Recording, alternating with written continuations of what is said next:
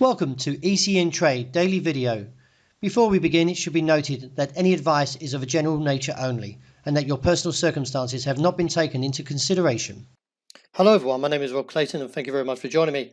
Overnight, the Australian dollar had a wild rollercoaster ride and it could be heard right through the night session as prices nosedived initially from the highs of 61.18 and surprisingly reached its destination of 60 figure 10 area. As you can see here, the market hit it and stays in the last 12 hours or so a modest rebound.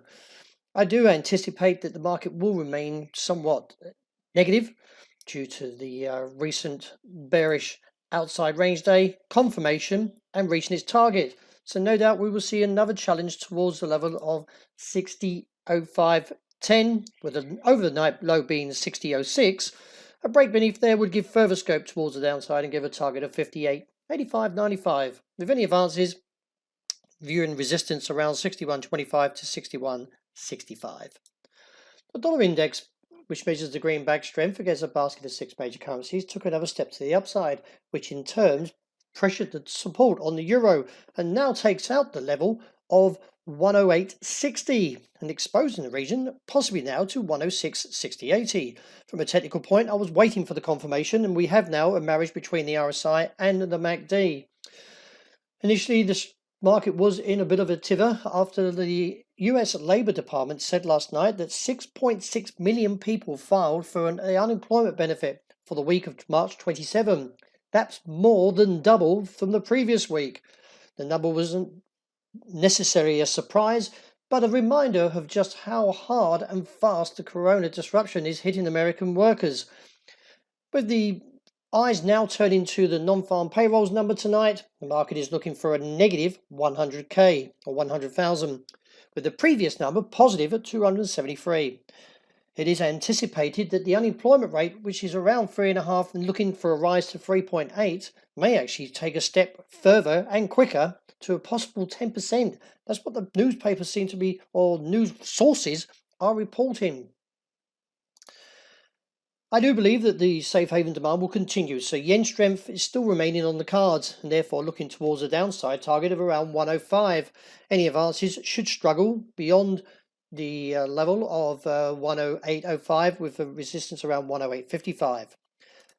For the fifth day now, we're still going sideways for the pound and little to add. The fact is that the market is still consolidating. However, I would entertain any rise up towards 126.70 to 127.45 as a bearish opportunity. Dollar CAD, what's surprisingly that considering that oil jumped 21% overnight, is that the market didn't stage any significant downturn. Still, I'm holding the view that we are looking down towards 139 figure 30, maybe even lower, to 136 as an objective, with any advances still likely to struggle beyond 142. Well, the market surprisingly took a rise in gold overnight and now peaking at this stage at 1,619. But we've seen a higher 16 so far, and the market is still looking towards the fields of 1,620 to 26. The market is still, I believe, a little bit uncertain to where we are. I'm very careful in what I call from here because we can still see the market test back to the lower side of the range.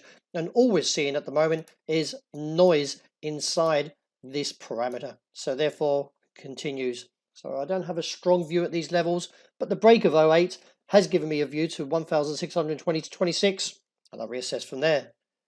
As I mentioned, oil rallied 21.6% overnight, but stopped dead in its tracks at the level of 28.60.80 after posting a high of 28.69.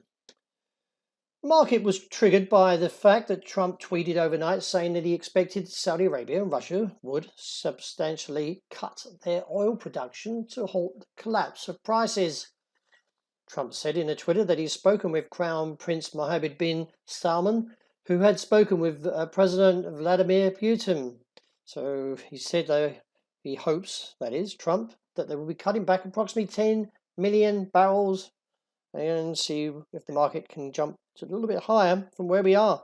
I'm still finding The bulls are in control from the MACD and also the RSI. So I'd like to see the market rise and retest the highs around 28.60.80. That could progress on to $31 a barrel. Well, that wraps it for today. Thank you very much for joining me.